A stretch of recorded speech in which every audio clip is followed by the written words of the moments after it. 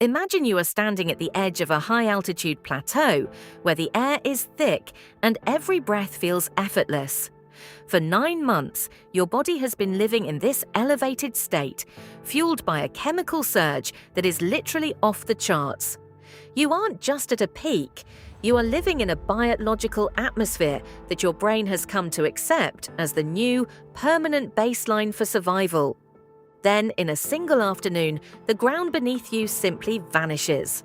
This isn't a gentle slope or a gradual descent, it is a vertical drop.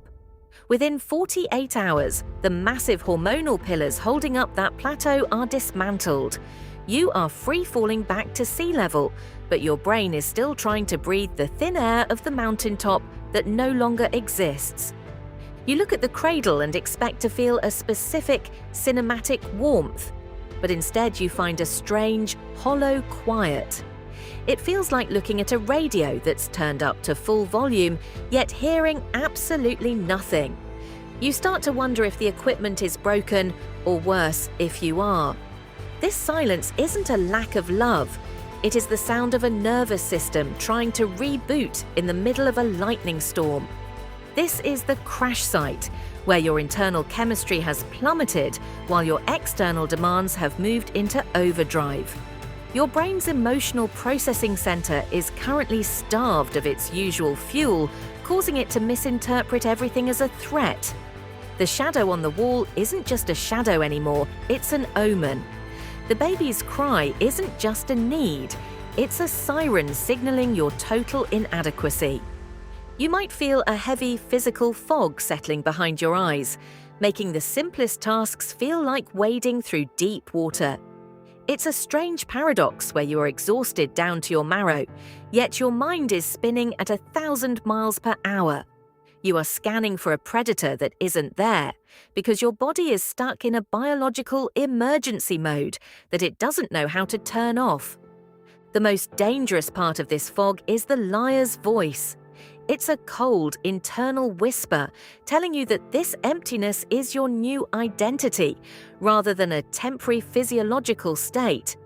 It convinces you that you are the only person who has ever felt this hollow in the presence of new life. It feeds on the gap between the perfect mother you expected to be and the vibrating, tired human you actually are. But look closer at the mechanics of the crash. When a car hits a wall, we don't blame the driver for the dent in the bumper. We look at the physics of the impact. Your brain has sustained a massive, measurable chemical impact.